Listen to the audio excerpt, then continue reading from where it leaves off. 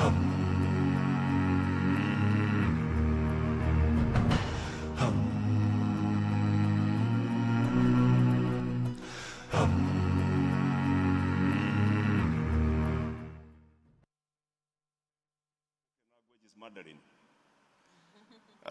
The population of Africa is 4 billion, and that it is 30% of the world's population. Question is, first of all, where are we today? And I just give you a couple of examples. The continent is already importing about 140,000 robots a year in different areas as we speak today. Drones are already being used. For instance, Claire has just talked about it, for healthcare in Rwanda. So I'm trying to say that this dream is actually not far-fetched. In Malawi, they have revived cotton through technology and almost ensuring to the last seed. Massey Ferguson in South Africa is having driverless tractors plowing thousands of acres of land. So in 70 years, in 2079, Africa is a leader in agribusiness, not necessarily agriculture, but is a leader in agribusiness because they are processing the food for most of the world. So we no longer export raw materials, but processed foods. Africa is 70% trading with itself.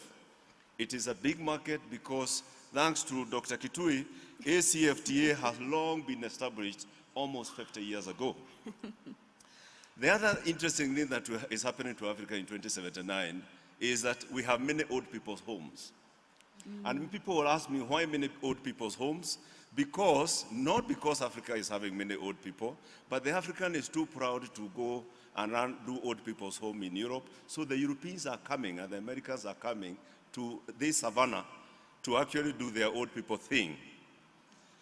The question is then, how do we realize this future? And I've just got a couple of thoughts about how we realize this future. And the first one is, we have to invest in the right education, an education that encourages entrepreneurship, because most of these youth will not actually look for the traditional jobs. Remember, even the traditional jobs of lawyer, doctor, many of those jobs are going to start disappearing. So we must identify the right education that we are going to invest in to create a youth that will be resilient. We've been talking about polytechnics, and I think we need to move to create probably another area which I call digitechnics. It's not the polytechnic to get a welder, it is a digitechnic to get a digital expert. We must urgently begin to create and encourage support of non-traditional careers, robotics, and I want to say, in general, creative arts, creative business is what the robotics and robots are not going to take over. Artificial intelligence is not going to take over. So we must deliberately mainstream creative arts, creative business in our curriculum rather than the traditional stuff that we're doing today. We have to also aggressively support, and this is particular to the governments, we must aggressively support our youth to protect their assets. Today, all too many youth are losing their trademarks, their patents, because we do not have a robust way of protecting them. The one thing that the governments must do today in order to assure 2079 is to ensure that those creative things that the youth are coming up with are actually protected and ensure that they can live with them, because they discover them and then they are taken over by the developed world. But the youth themselves must also learn to share. If you look at the companies like Microsoft, Apple, all those big companies, they became what they became not because they were 100% owned by Bill Gates or Steve Jobs, but because they opened up those companies for angel capital, for other capital, which enabled them to expand.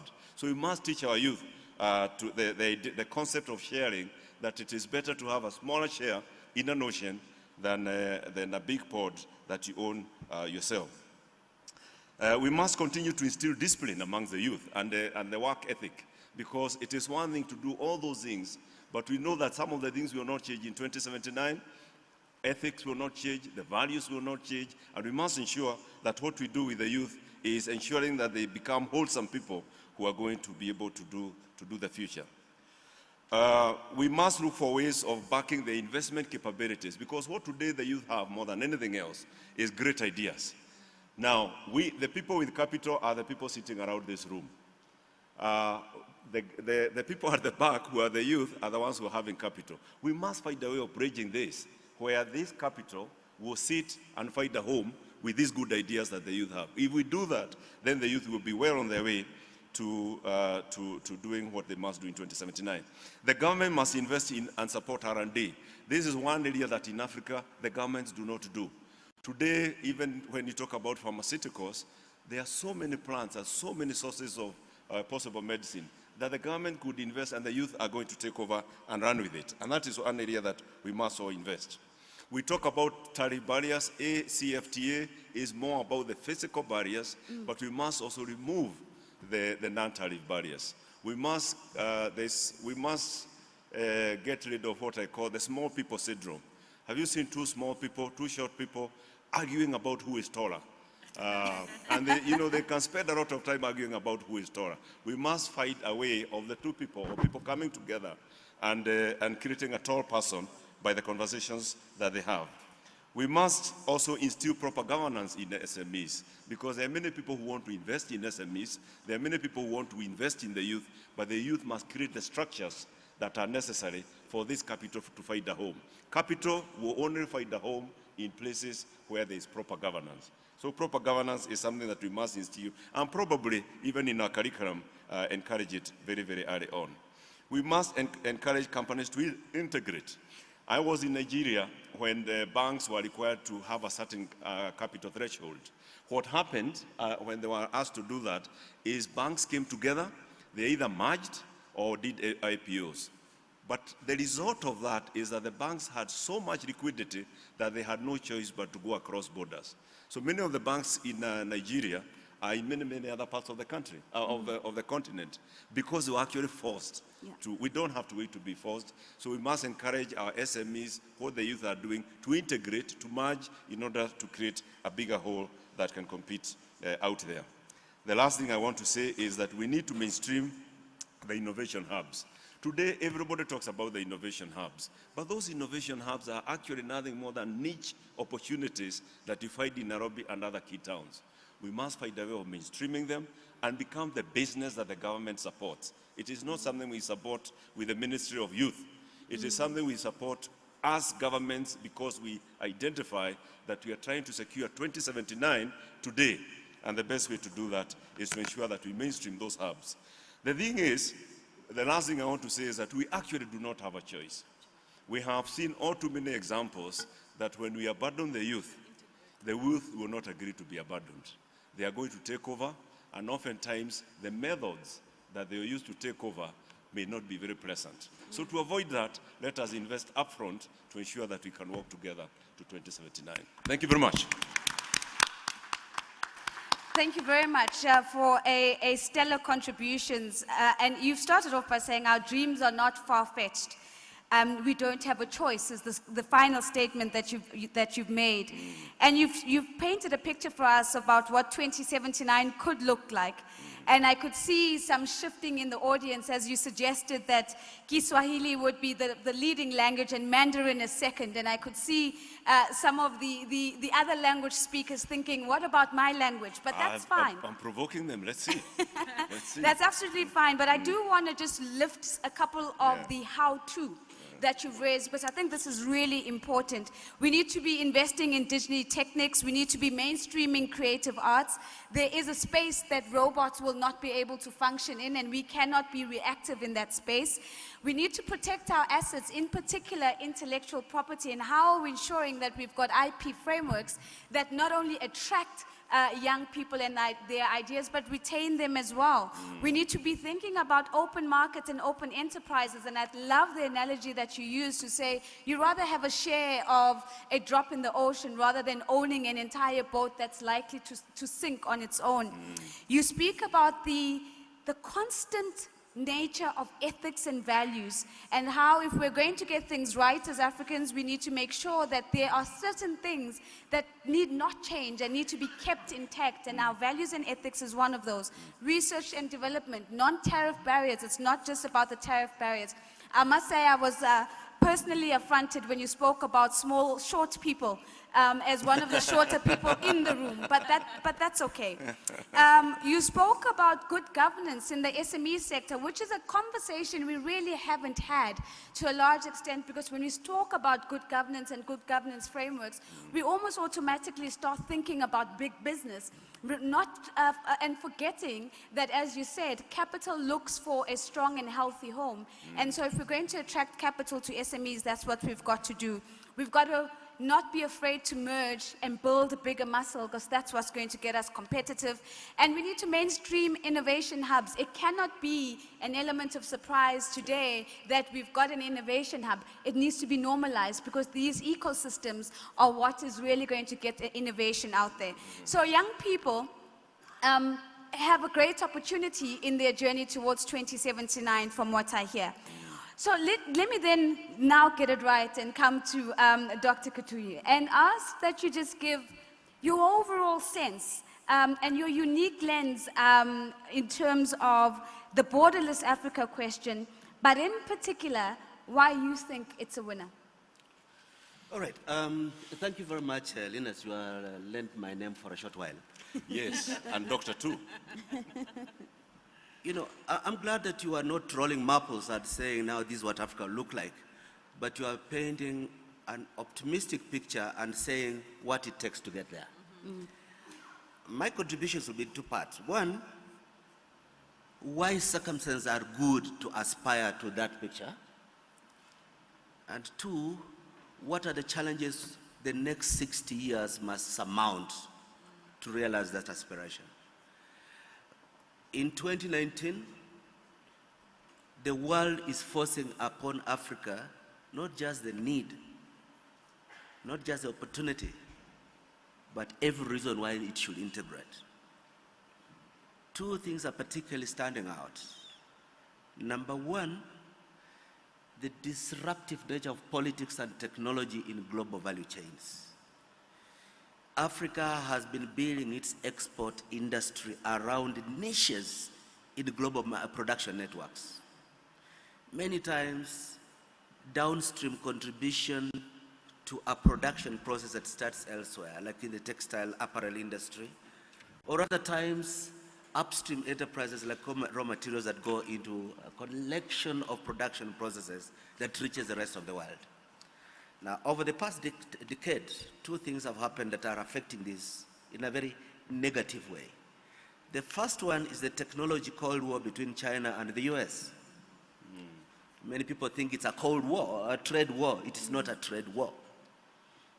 After 20 years of expecting that we introduce capitalism into China and it will produce the grave diggers of communism, capitalism has succeeded in China better than anywhere else in the world, but then the Communist Party has become stronger than ever before. And therefore the sense of a threat of a technological giant is leading to efforts to roll back the momentum of technological China. That is seeing the American government deliberately incentivize enterprises to relocate manufacture out of China to other areas. The first beneficiaries in the world have been Vietnam and Mexico. But what that disruption has also meant is that enterprises in Africa that were part of a niche that involved Chinese production to access AGOA and other developed Western markets are disrupted in their niche in global production networks. There's a second phenomenon. We have marketed made in Africa as good because it is cheap to produce. In our race to the bottom, that model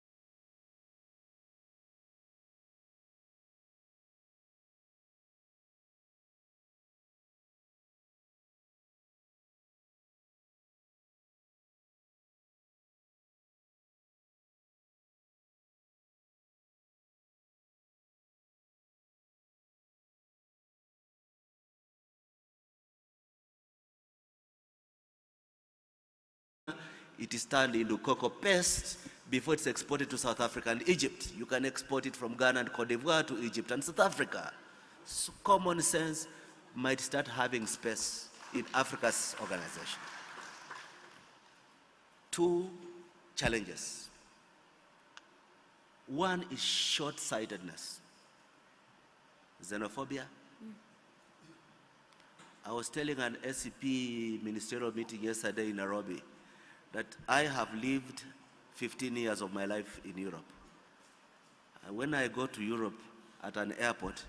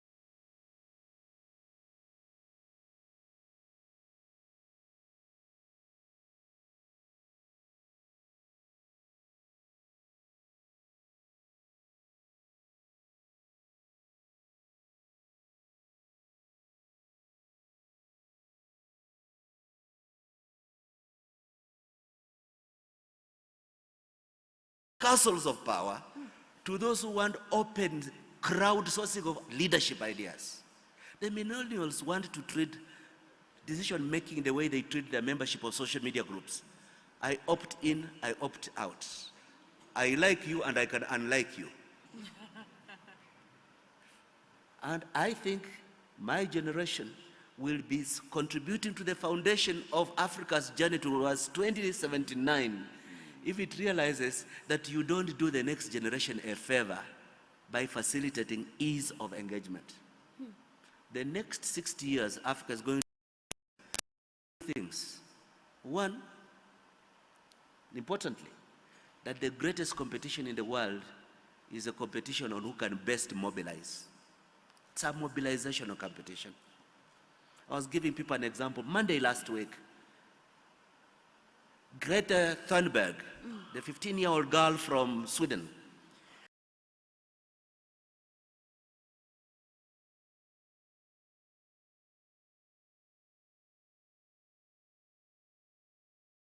was flying on Air Force One from Washington to London for a NATO meeting. Social media followed the 15-year-old girl much, much more than any of the NATO leaders who are going to London. And they were listening to every word she was saying and every act she was having. Why? She says, we co-own this space. We want to crowdsource our solutions. Give us our time to contribute to where we are going. There's some group I met here who are from Nairobi, Nairobi. They are part of an initiative that we started there. We started in this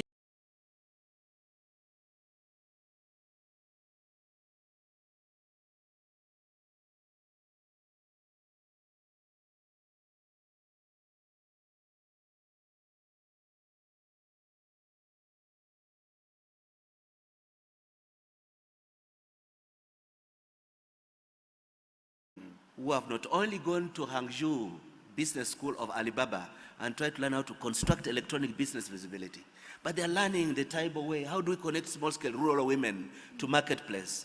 I see young women in Rwanda who are innovatively saying the logistics of connecting the rural producer to the market. They don't have to walk down the hill like they do in Burundi with bananas and cassava on the head. How do we connect this? The best thing that large business can do today, one, don't leave the opportunity for young Africa to philanthropy from Asia and America. Let African business support African new ideas. Number two, and this is a challenge to political leadership. When I come from Europe or China and I want to set up a factory, I'm given corporate tax exemptions for 10 years. There are so many waivers. There's government subsidy to my arrival and de-risking my investment. That same government says we believe in our youth, but there's no tax incentive for young entrepreneurs investing in business in their country. I see an Africa where we learn a conversation between generations, that we can mobilize goodwill, that even older people who have failed to create hope in Africa can tell younger people, we want to encourage you to nurture. Don't lose that hope. Don't replace it with cynicism. Don't vote with your feet.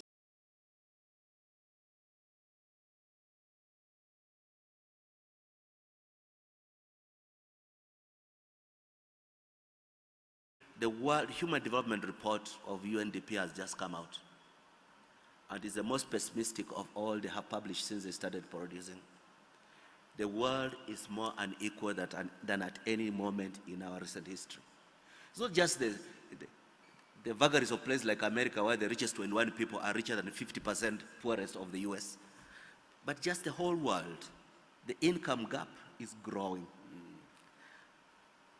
A growth in income gap cannot fuel social progress. So an Africa which looks to incentivize enterprise must also incentivize enterprise to see that long-term economics required social inclusion. Long-term economics requires attention to ecological responsibility, taxing our carbon footprint, and rewarding innovative solutions to collective challenges. Finally, I have for most of my adult life been a supporter of business. I still believe business entrepreneurs are going to be the drivers of the next 60 years of Africa. But business has also to evolve. Business cannot just be, I am good because I employ so many people. If you look at what has been happening in Vietnam and Cambodia, business is progressive when it goes up the value chain. You cannot be stuck at the same basement doing the same things your fathers gave you when they handed over the factory to you. You must show us that when you make profit, you just speculate by investing in real estate. You don't just expand the production of what you have been producing. You improve the sophistication of made in Africa by climbing to the next level of qualitative transformation that will be necessary if made in Africa is not just going to be the export of raw materials from Africa to the rest of the world. Thank you.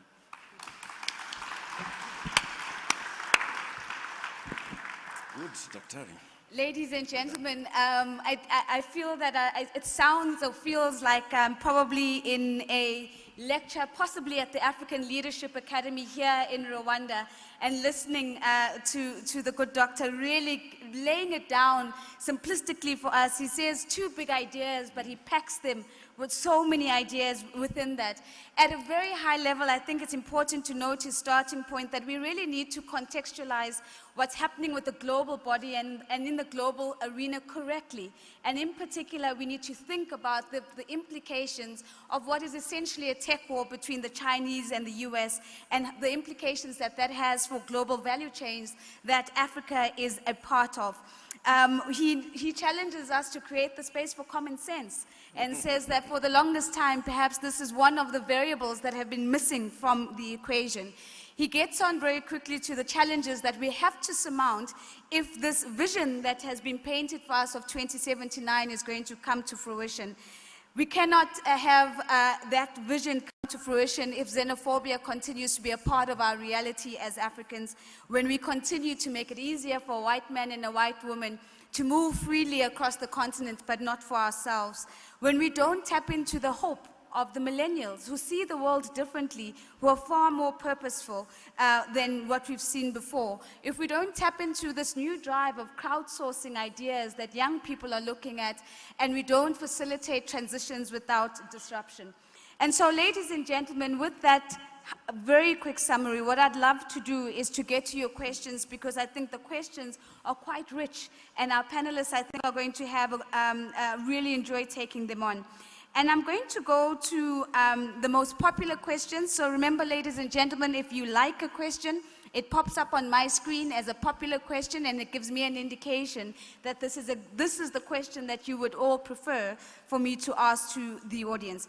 And so I'm going to start with the most popular question, and the question is, with nearly 3,000 Africans dying annually crossing the Mediterranean and about 100,000 migrating to Europe, isn't it time for African Union states to abolish visas unconditionally for Africans? Claire, I'm going to bring that to you because you started off with giving us an idea of what Rwanda is already doing in terms of how it receives its visitors at the various airports and ports of entry. Well, I think that's a good ambition to have, to make it completely easy for Africans to move within Africa. And as I said in the beginning, that's what we're trying to achieve in Rwanda. First of all, within the northern corridor, that's Uganda, Kenya, and Tanzania, and Rwanda. Tanzania is yet to join. You can travel within this region just with your ID or your school ID. I think that's really, you don't need a visa, you don't need a passport, just your ID and travel within this region, these three countries. If we can do that for the rest of the East African community and then the rest of Africa, I think that's a very big step going forward. When it comes to visas, our policy initially was just Africa. Anyone from Africa could travel to Rwanda and get visa on arrival. About half of the African countries don't need visas, but those who need get them on arrival. And it hasn't had any negative impact for us as a country. So there's really no reason to fear, being as open as we've tried to be as a country. So I think the fears are not founded, and if you need evidence that those fears are really not founded, I think Rwanda is a country to look at. You'd like to add on that, sir? Yeah, Yes? I think I agree completely about the visa, and what Rwanda has done is splendid. But I think we must also ask ourselves, however, if we relate it to the migration, we must go to the bottom of why they are migrating. Yeah. People are migrating to look for opportunities. So they are going northwards because of opportunities. Why are they not going southwards? Because they are not seeing the opportunities. I don't think the reason they are not going is the visa. The thing is, bottom line is that Africa must raise productivity. Africa must create employment. Africa must get stuff for the youth to do if we are going to prevent them from going up north. I have a few remarks about this. Yeah. First of all, my organization published the Economic Development in Africa Report 2018 was on migration. And the first thing that we mentioned is that 53% of African migrants migrate to Africa. The propaganda, like all African migrants are going to Europe, is propaganda. The second thing is that migrants are good for the economy of the country to which they go and the country from which they came. But there is a third question that if we are looking at the future of Africa in 60 years, we cannot wish away. We have been painting a rosy picture about our demographic dividend, but it is too rosy to be real.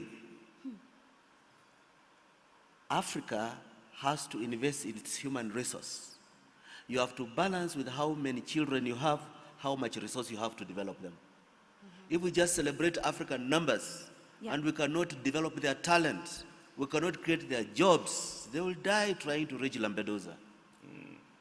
And the African heroes do not go on those dingy boats where they are put by traffickers. So create capacity at home, but I don't think just you can have an unlimited, unqualified celebration of our demographics. I've been giving an example. In 1960, Hungary and Kenya had the same population, 7 million people, 1960. 2019, the population of Hungary is 7 million people. The population of Kenya is 48 million people. What magic does Kenya have to give the quality that Hungary gives to 7 million to 48 million? We must look ourselves in the eye and say, this question has been abused by racists. Like the German far-right party has been saying Africa's problem is it's producing too many children. They make us recoil away from facing the reality that even with our demographic dividend, we have to be optimistic but realistic about what population are we able to grow and optimize its competencies. Sure. So some big reality checks on that one. So I've got a couple of polls that are coming up, but before we do that, there is a question that I'd like to bring, I want to bring it up. It's a question from Vinod, which I thought was a very, very good question. Vinod Patel, he says, Linus, thinking about borderless trade in Africa, we need to look at borderless countries and provinces that have hindered growth in their own countries as a starting point. So what I'm hearing in that question is, let's reflect in terms of what's happening in our own houses and in our own backyards. What are your thoughts on that, on countries that have hindered trade amongst provinces nationally within their own borders? I think it's a valid point, and I think it is correct that we need to start at home. I'm sure, knowing the gentleman who's asked the question, probably referring to Kenya, and Kenya in 2010 got into a new constitution where we created devolution, we created counties. And one of the things that we've been grappling with, particularly Kenya Association of Manufacturers, is the fact that the counties, because they are governments who levy taxes in different areas, can sometimes become an obstacle, so that if you're manufacturing in one county, selling in another county, sometimes it's creating obstacles. However, I want to say that that is work in progress. The progress I've seen amongst counties, working with the Council of Governors, shows that those are teething problems, because this thing is only a couple of years old. However, the bigger point is correct, that even within the African countries themselves, trading across different regions can sometimes be the biggest obstacle. We are assuming that those are things that we must get rid of. If we have to start to walk the journey of what we painted for 2079, those are things we must basically not even be talking about, because they are things that we should have gotten rid of. We should actually be talking about, like somebody said yesterday, perfecting the regions, the East African community, COMESA, and then working with ECOWAS towards freely moving goods and services across Africa. But I agree, it must start at home. It must start at home. So I know that Dr. Couture has a hard stop, so I would love to get some of your thoughts that are bubbling to the surface, but I do have a question that I'd like you to take on, and then we'll thank you profusely for your participation. Ladies and gentlemen, so here's the question. So a number of questions have come through, but here's one from Alvin Ocheng, and Alvin says, how do we empower ideas from African youth to accelerate Vision 2079 from the bottom of the pyramid up, as current leaders drive change from the top down, as we know it? So it's a proposed suggestion of a change in leadership style? Well, actually, this talks quite a bit to my challenge about mobilization. You know, all power believes in institutions, specialization, and representation. The emerging new power believes in opting in, open collaboration. You don't just tell us what you have been thinking you are doing. You give us a chance to also tell you what we think we should do together with you. Part of the challenge is this reality, that global knowledge is moving dramatically differently from where we were. If I may just give you an example. Data as a measure of knowledge. 95% of all data in the world is less than 5 years old. That means the credentials you and I have represents part of the 5% of human knowledge since the last 10,000 years. So how do we, on the base of that 5%, have a right to think that we have the models of where we're going? Nobody even knows the jobs of the future. Nobody knows the careers of tomorrow. I'll just give an example. We have published the first global digital economy report. I brought a few copies that I'll be leaving at the back there. In this report, we show the following. In the year 2000, the global generation of data, movement of data on the internet is measured as IPT, the Internet Protocol Traffic. In the year 2000, it was 2,000 gigabytes per second. In 2018, it was 45,000 gigabytes per second. In 2023, with 5G, it's going to be 150,000 gigabytes per second. With that oil, what does old knowledge represent in organization, in mobilization? The main thing we have to learn is that unlearn our traditional models of engaging the next generation. Yeah. And embrace the ones who are ready to constantly change and reskill. That's the only way we'll make sense in the new economy. Thank you very much, Dr. Kutu. So I'm going to do a live transition, and what that means is that I'm going to thank Dr. Kutu for his participation. I'm going to release him, but I'm going to call on a young man who is here especially today because he has won an essay competition, and his name is Samuel Ritunu. Samuel, won't you please come and join us on stage? Can we please give a round of applause to Dr. Kutu for his participation? We appreciate you very much, sir. And as Samuel comes up, so you might have noticed in the supplement that we had yesterday in the East African, there was a very interesting essay penned by this young man on his vision for a borderless Africa. And quietly in the audience, listening to the elders, if you will, sharing their ideas of a borderless Africa. And so in a short while, I'm going to invite him to share with us the central message that he captured and that he sees as the pathway to a borderless Africa by 2079. Before I get there, I've got one final question for each, for both you, Claire and Linus. I want to bring, there's a question here, Claire, that was raised by Marilyn. And I think it's an important question. And she says, Claire, the cost of travel within Africa discourages continental travel. How do we bring the cost down? So that's one question. And there was a second question that says, it's all good and well for us to not have to have a visa to arrive, but the general practice in East Africa is that waiting for work permits is a huge deterrent in terms of the movement of people within the region. I'm putting both questions to you. The cost of travel, and how do we make working across borders easier by reducing the time it takes to get work permits? Well, I think on the cost of travel, the key requirement is to invest in infrastructure. I think the reason that the cost of travel continues to be very expensive is having enough airlines that are connecting the African continent, having enough railways, having enough infrastructure. And in fact, studies have shown that just by having insufficient infrastructure on the African continent, our productivity is being compromised up to about 40%. And our GDP per capita growth is being suppressed by 2% annually just because we don't have enough infrastructure. So yes, we really have to invest in infrastructure. And I think the fact that our leaders are always talking about infrastructure, yesterday it was very, very prominent in the discussions that we had. That's very, very important. And I think that's the one way that we'll be able to really address the issue of cost. I think on the part of airlines, we have a few airlines that are trying to connect the African continent. We have Kenya Airways, we have Ethiopian Airlines, we have Rwandair, which is I think one of the youngest airlines that we have, which is flying to 29 destinations now. I think having more growth, but also collaboration, open skies.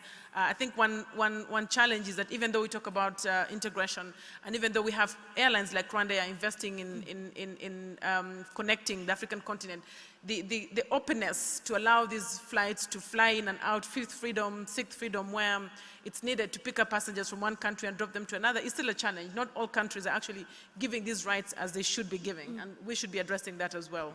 Fantastic, and I thank you for that contribution. So I want to come back to a point that you raised, which was around mainstreaming creative arts and creative industries. This is somewhat of a related question that forces us to think outside of the box of the traditional sectors.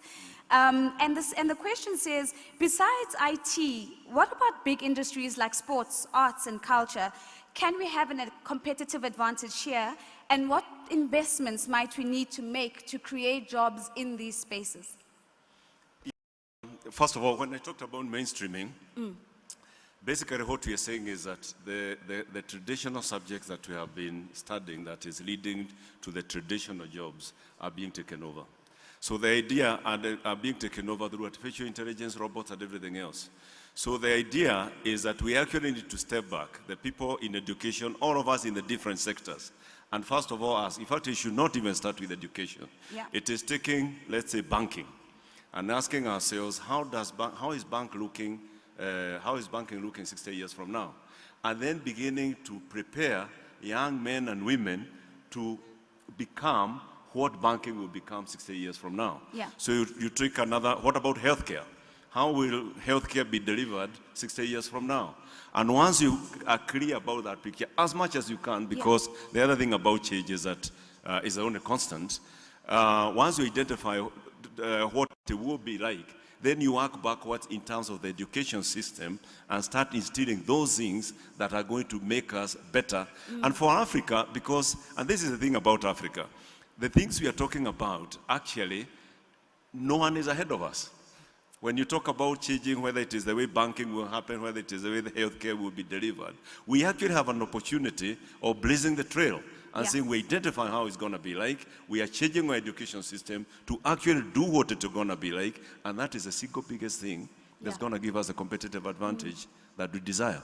Okay, fantastic. So there are many things that we're ahead of the curve of, but we need to be deliberate about those things and not always looking to the world for the answers. So, my good sir, Samuel. Yes. I've had the opportunity to read your essay, and I hope, ladies and gentlemen, as you get a copy of the East African, it's in there. It's a really good read. So the question that I have to you is, and I'm going to be a bit unfair, because I'm going to ask you to do an elevator pitch for me, as if you were pitching to an investor for $100 million, and I need you to share your idea in 1 minute. What is the central message of your essay, and what is the call to action that you're putting to the reader? Thank you so much for having me around, and I would wish to share my special thanks to Nation Media Group for facilitating this. The essay that I did was basically challenging our mindset. And it's some thoughts that I have been having all along, being a young person, on what are the changes that can happen among East African countries and young people so that we can bring changes.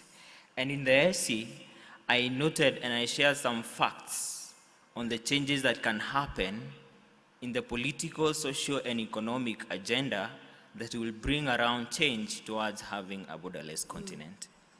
So tell us about those actions in the social, political, and economic spaces. What is the one action that you've identified in each of these spaces that you believe will lead us to a borderless Africa? One of the questions that I've been asking myself is, are we enemies of ourselves?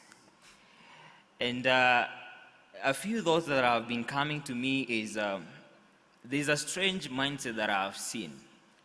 If I can give an example to my country, Kenya, if someone is talking that I bought a suit, an Italian suit, someone will be given a higher chance of being listened to than a person who has bought a suit from a tailor locally. Yet that suit, well done by a local tailor, goes for around $80. That Italian suit, you and I know what that cost. And I'm asking myself, if we are taking over globally and going borderless, and we are killing our local industries, how will that local industry be able to expand its boundaries even beyond the country? The second thought has been, I have been brought up in an area where coffee is the major cash crop. A farmer is paid 0.5 USD per kg. This coffee is exported. Then, after a while, I go to the supermarket and I buy this coffee, 200 grams, at $3. Does it make sense?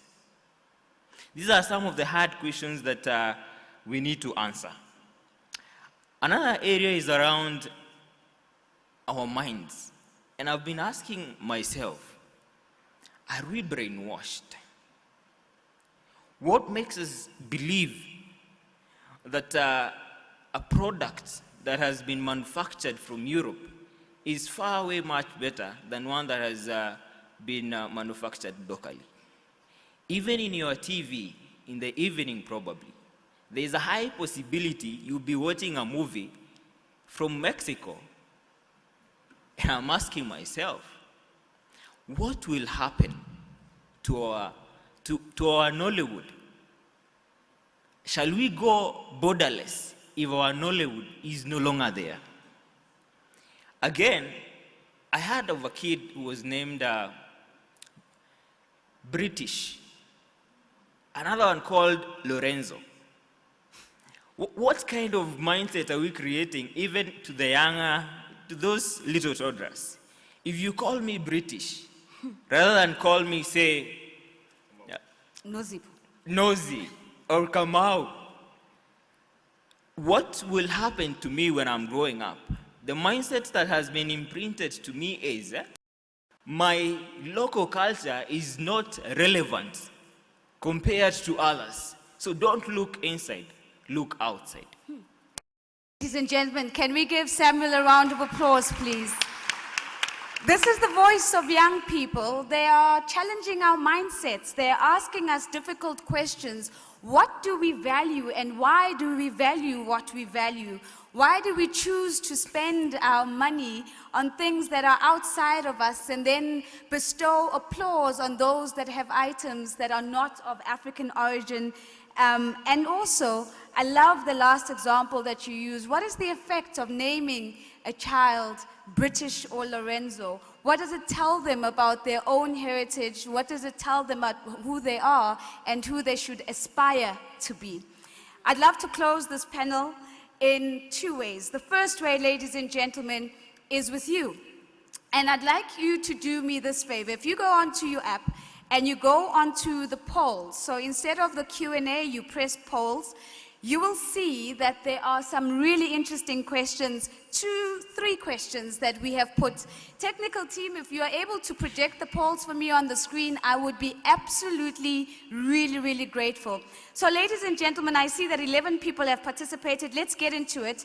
The first question is this: do you think there is enough goodwill towards achieving a borderless Africa in the next 15 years? So we're talking about short to medium term, and you can either select yes or no. It's a simple yes or no answer. Do we have the goodwill to achieve, to move towards a borderless Africa in the next 15 years?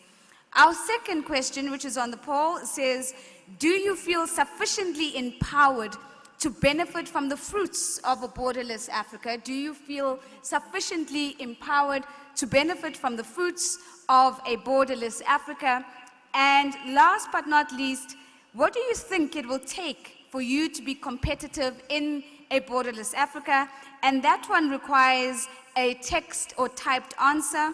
So I'm going to put in my answer, and I'm going to say it's going to take courage to change mindsets.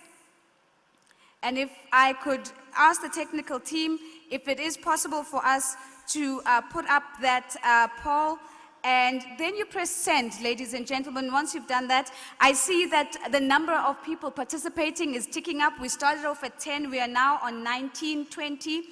Let's maybe bring it up. I mean, the room is quite full. We might not get everyone in the room, but if we get a good, healthy number, maybe 30 respondents, and let's just use our poll as a temperature check to see where we are. We are on 25 now. Thank you very much to my colleague. Okay, perfect. So I'm being told we aren't able to project, but we do have the results. That means you're just going to have to trust me on this. Unfortunately, you're not going to be able to audit me on it. So we've got 31 respondents. Technical team, we can close the poll. And I'm going to tell you the responses and what we've put here. 59% of us in the room believe that there is enough goodwill that will move us towards a borderless Africa. But I think it's important that we note that that 41% doesn't. And what that indicates to us is that we've got work to do. And it's going to take more than a good story to get us there. All right, I'm going to try and see if I can move to, do you feel that you are sufficiently empowered? We've got 43 votes on that. And the response is this: interestingly, 77% of the audience feel that they are sufficiently empowered to benefit from the fruits of a borderless Africa. And so we have I think that deserves a round of applause.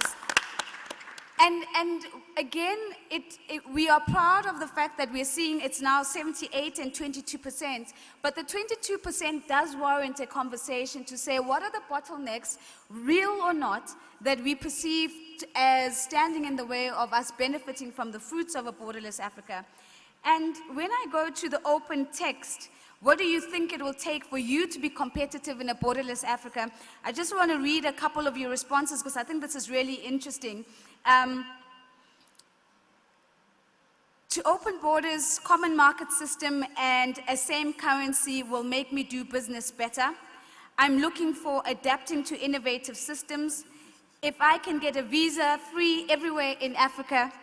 And the last one is that once we change our mindsets, we might get even more support from others. So ladies and gentlemen, I appreciate your participation on this poll.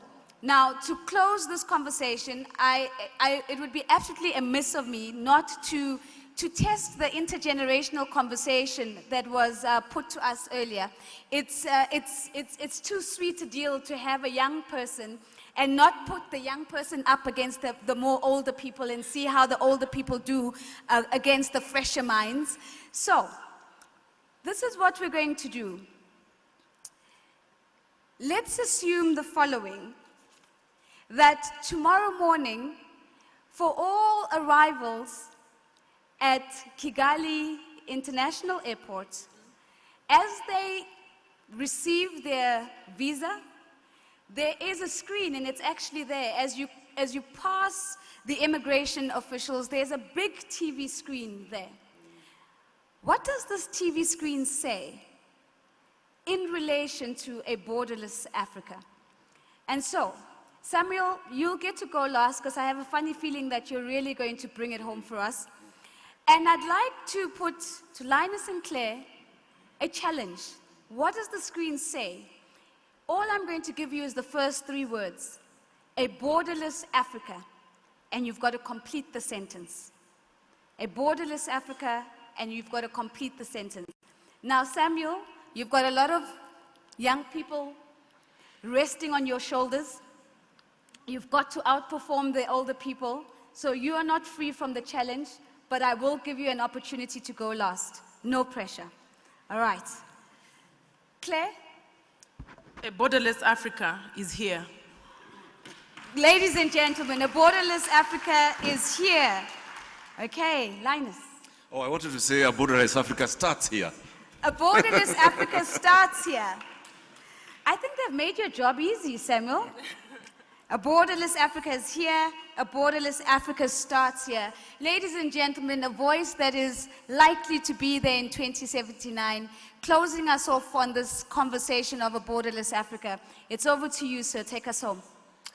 A borderless Africa is up for grabs. Take it. A borderless Africa is up for grabs. Take it. A very big round of applause to my panelists, please. Thank you very much. So we are going to take a coffee break, if I'm not mistaken. Thank you very much for that indication, Max. We're going to take a coffee break. And if we could just get an indication, it is 11 o'clock. We'll be back at 11:30. Is that correct? 11:30, ladies and gentlemen, for your next panel. Thank you so much for your participation.